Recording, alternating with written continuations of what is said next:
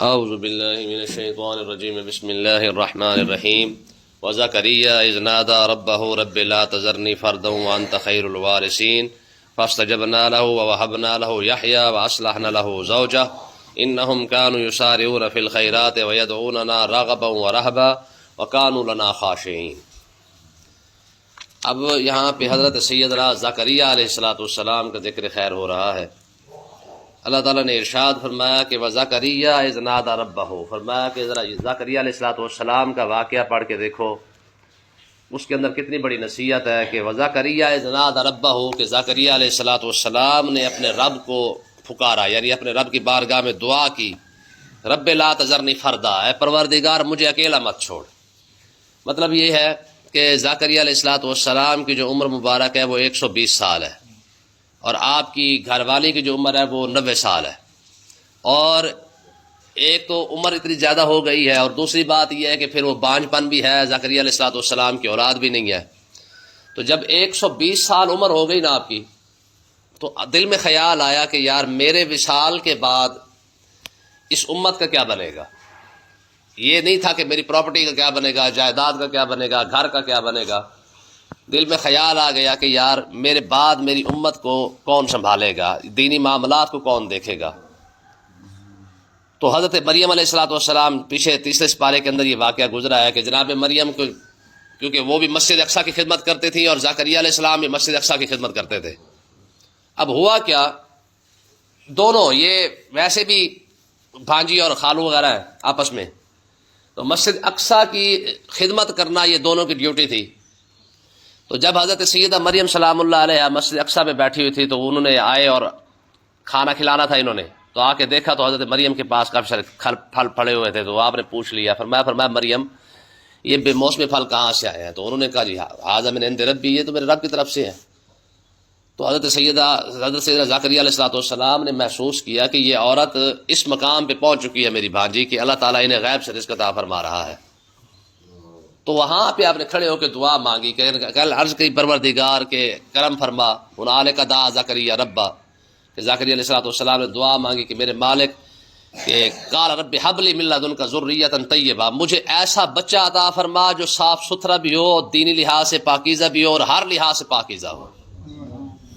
تو اللہ تعالیٰ نے پھر حضرت زکریا علیہ السلام کی دعا کو قبول فرمایا کہ ان اللہ یبشرک بیحییٰ مصدقا بکلمۃ من اللہ سیدا وحصورا ونبیا من الصالحین، کہ ہم نے پھر زکریا علیہ السلام کو پھر صرف بچہ نہیں عطا فرمایا، اولاد نہیں عطا فرمائی، پھر ہم نے ایسا بچہ عطا فرمایا ہے من اللہ سیدا، جو اللہ کی طرف سے اس کو سردار بنا کے بھیجا جائے گا، وحصورا، اور عورتوں سے بچنے والا ہوگا، ونبیا، اور نبی بھی ہوگا، صالحین، نیک لوگوں میں شمار ہوگا۔ تو اللہ تعالیٰ نے حضرت سیدنا زکریا علیہ السلام کو 120 سال کی عمر کے اندر جو ہے وہ اولاد عطا فرمائی ہے۔ اب یہ بے اولادوں کے لیے کتنا بڑا سبق ہے کہ جو لوگ اولاد کی وجہ سے محروم ہیں تو وہ بالکل مایوس ہو جاتے، کہتے جی ہوڑ تو ہونی کوئی نہیں ہے۔ پھر اللہ تعالیٰ نے یہ نبیوں کی جو باتیں قرآن کے اندر بیان کی ہے نا، اس کی وجہ بھی یہی ہے کہ تاکہ لوگ اس سے عبرت حاصل کر سکے اور رب کی بارگاہ میں مایوس نہ ہو جائے کہ اگر اللہ تعالیٰ حضرت زکریا علیہ السلام کو 120 سال کی عمر میں اولاد عطا فرما سکتا ہے تو اللہ تعالیٰ کب بھی کرم فرما سکتا ہے۔ پھر ان کی بیوی جو ہے وہ 90 سال کی عمر ہے اور بانجھ بھی ہے، تو اللہ تعالیٰ نے ارشاد فرمایا فاستجبنا لہ، ہم نے پھر اپنے نبی کی دعا کو قبول فرمایا، اور آپ نے بڑے الفاظ سے استعمال فرمایا وانت خیر الوارثین، میرے مالک اگر تو اولاد نہ بھی دے تو میرا وارث تو ہی ہے، اب بہترین وارث تو ہے۔ آپ نے دیکھا پرانے مسجدوں کے اوپر، بسوں کے اوپر لکھا ہوتا تھا اللہ نبی وارث لکھا ہوتا تھا نا، اب تو کیونکہ یہ چیزیں ختم ہوتی جا رہی ہیں، سادے لوگ تھے، سادے جملے تھے، بڑی باتیں ہوتی تھی ان کی، ٹھیک ہے، اب یہ چیزیں ختم ہو گئی ہیں۔ حضور نے خود ارشاد فرمایا انا وارث من لا وارث لہ، حضور نے ارشاد فرمایا جس کا کوئی وارث نہیں نا اس کا وارث میں ہی ہوں، ٹھیک ہے۔ تو اللہ تعالیٰ نے ارشاد فرمایا، حضرت زکریا علیہ السلام نے دعا مانگی میرے مالک مجھے اکیلا نہ چھوڑ، بہترین وارث تو ہے، عطا فرما دے تب بھی تیری مہربانی ہے، نہ عطا فرمایا تو میرا وارث تو ہے ہی ہے۔ تو اللہ تعالیٰ نے ارشاد فرمایا فاستجبنا لہ، ہم نے پھر اپنے بندے کی دعا کو قبول فرمایا، وَوَهَبْنَا لَهُ یحییٰ، اور ہم نے اپنے بندے کو پھر یحییٰ علیہ السلام جیسا بیٹا عطا فرمایا، وَأَصْلَحْنَا لَهُ زَوْجَهُ، اور کیونکہ عورت جو کیونکہ آپ کی جو زوجہ تھی، بیوی تھی، وہ بانجھ بھی تھی اور عمر بھی 90 سال پہ ہو چکی تھی، تو اللہ تعالیٰ نے ارشاد فرمایا ہم نے ان کو بھی ٹھیک کر دیا، ان کی طبیعت بھی ٹھیک ہو گئی، اور ان کو اسی عمر کے اندر اللہ تعالیٰ نے پھر بیٹا عطا فرما دیا۔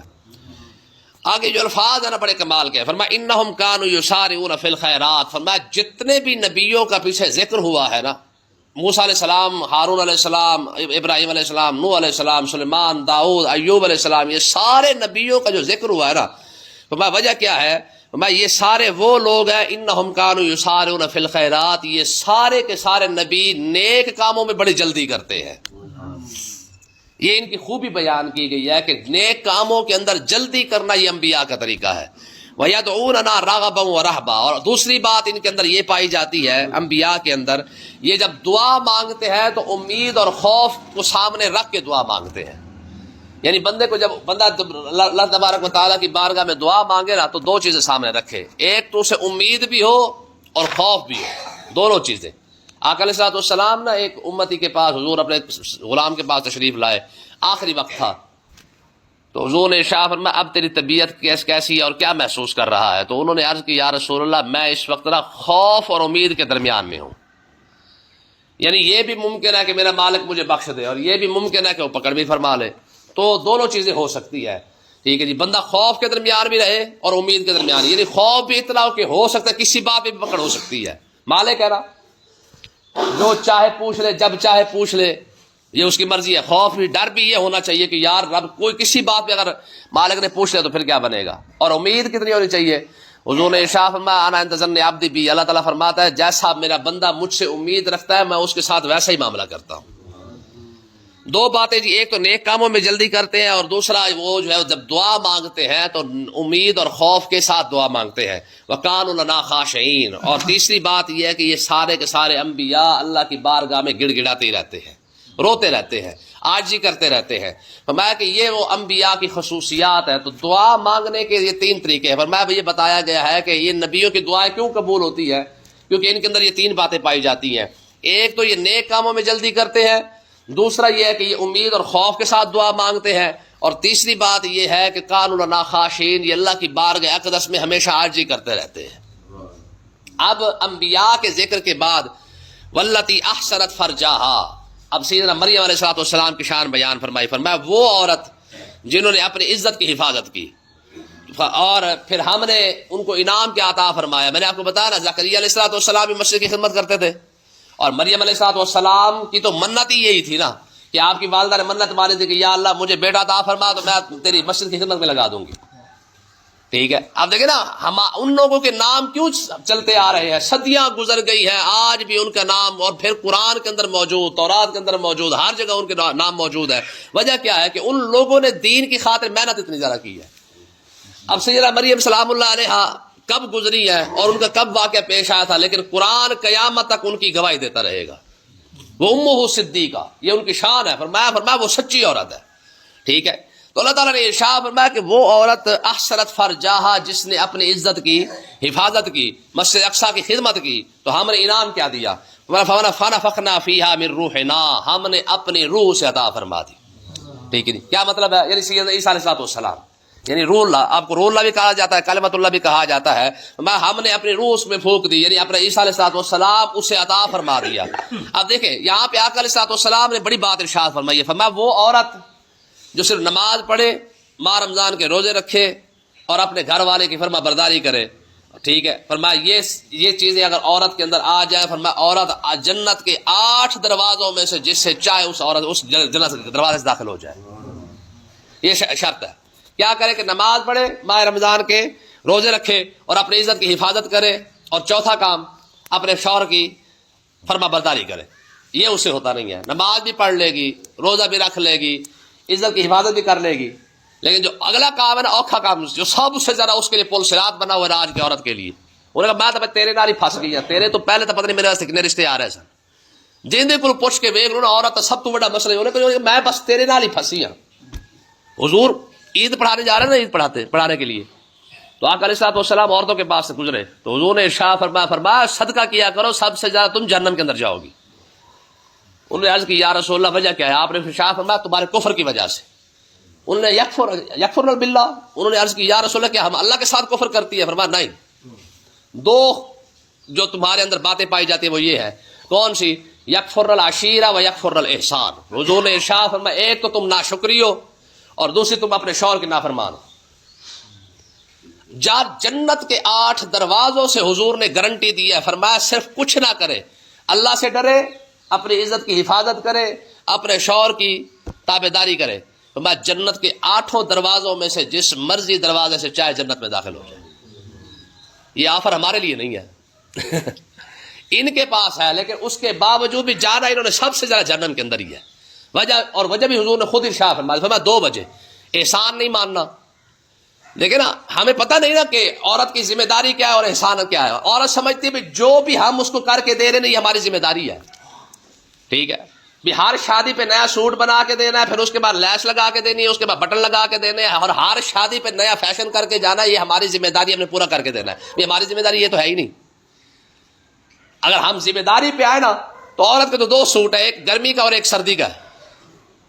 جو شریعت نے مرد کے ذمے جو سوٹ لگایا ہے نا وہ صرف اور صرف اتنا ہی ہے، درمیانہ کھانا نہ، یعنی نہ زیادہ کم، بالکل لو لیول کا بھی نہیں اور اچھا بھی نہیں ہے، فرمایا درمیانہ کھانا عورت کو چاہیے، اور اس کے بعد جناب 2 سوٹ، ایک گرمی اور ایک سردی کا چاہیے۔ شریعت نے تو اتنی پابندی لگائی ہے، یہ جو ہر شادی پہ ہر فنکشن پہ جناب نیا سوٹ اور ہر سیلری پہ قبضہ، اور اس کے بعد جناب نئے فرمائشیں پوری جو ہو رہی ہے، اس کے باوجود میں تو تیرے نال ہی پھنس گئی ہے، باقی اگر تیرے بغیر تو پتہ نہیں میرے کتنے بڑے بڑے رشتے آ رہے ہیں میرے واسطے۔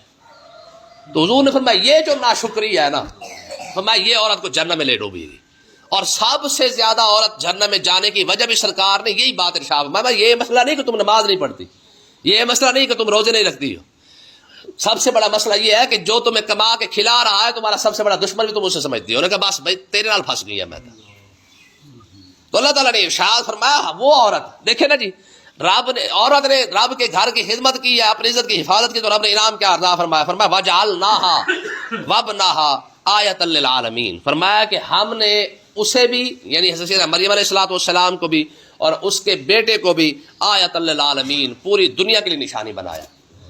ٹھیک ہے جی، دنیا کو پتہ چل گیا کہ یار بغیر باپ کے، بغیر کسی وجہ کے اللہ تعالیٰ نے اپنے نیک اور سب سے زیادہ نیک ترین عورت کو نیک ترین بچہ عطا فرمایا ہے۔ باپ نہیں ہے، بغیر باپ کے جناب علیہ الصلوۃ والسلام اللہ کے نبی پیدا ہوئے ہیں۔ تو اللہ تعالیٰ نے ارشاد فرمایا ان هذه امتکم امۃ واحدہ، فرمایا یہ جو تمہارا دین ہے یہ ایک ہی دین ہے، ٹھیک ہے جی، یہ دین ہے تمہارا۔ یعنی انبیاء کے نام علیہ السلام کی ساری سیرتیں بیان کرنے کے بعد رب نے ارشاد فرمایا جتنے نبی تم دیکھو گے نا دین سب کا ایک ہی چلا آ رہا ہے، آدم علیہ السلام سے لے کر آقا علیہ السلام تک دین نہیں بدلا۔ ہاں درمیان میں جو معاملات شریعت ہر بندے کی اپنی اپنی ہے، مطلب ہر نبی کے حکم دیا گیا، کسی کو کچھ حکم دیا گیا، کسی کو کچھ حکم دیا گیا، باقی جو کچھ معاملات ہیں عقائد کے لحاظ سے وہ سارے کے سارے نبی برابر تھے۔ اللہ تعالیٰ کو ایک ماننے میں، فرشتوں کے مخلوق ہونے میں، جنت اور جہنم کے حق ہونے میں، قیامت کے حق ہونے میں، مرنے کے بعد اٹھنے کے بارے میں، یہ سارے معاملات جو تھے یہ سارے نبیوں کے برابر رہے ہیں۔ تو اللہ تعالیٰ نے ارشاد فرمایا یہ تمہارا جو دین ہے یہ ایک ہی دین ہے شروع سے۔ وَأَنَا رَبُّكُمْ فَاعْبُدُونِ، فرمایا میں ہی تمہارا رب ہوں، نہ تمہارا رب دوسرا کوئی اور ہے، نہ تمہارا دین کوئی اور ہے۔ رب بھی میں تمہارا ایک ہوں اور دین بھی تمہارا یہی ایک ہے۔ فَاعْبُدُونِ، تو پھر عبادت کا حقدار بھی میں ہی ہوں۔ وَتَقَطَّعُوا أَمْرَهُم بَيْنَهُمْ، اور جنہوں نے اپنے دین کو ٹکڑے ٹکڑے کر ڈالا، نئی نئی باتیں اس میں شامل کر دی، اختلافات کر بیٹھے اور دین سے نکل گئے۔ دیکھیں نا یہودیوں کو حکم جو دیا گیا تھا انہوں نے اپنی کتابیں بدل ڈالی، عیسائیوں نے پھر اپنی کتابیں بدل ڈالی۔ تو مقصد کیا ہے کہ یہ صرف امت ہی ہے قرآن پاک کے اوپر جو متفق ہو کے کھڑی ہوئی ہے۔ ہمارے جو اختلافات ہیں نا امت کے اندر جو اختلافات ہیں وہ کسی اور نوعیت کے ہیں۔ یہودیوں اور عیسائیوں نے تو اپنے قرآن اور اپنے زبور اور اپنی تورات کو بدل ڈالا، اپنی انجیل کو بدل ڈالا ہے۔ تو اللہ تعالیٰ نے ارشاد فرمایا کل الینا راجعون، یہ سب نے آنا ہمارے پاس ہی ہے۔ ہاں پھر ہم فیصلہ کریں گے، پھر ہم بتائیں گے کہ جو ہم نے دین دیا تھا وہ کیا تھا اور جو تم نے بنا لیا وہ کیا تھا۔ اللہ پاک سمجھنے کی توفیق عطا فرمائے۔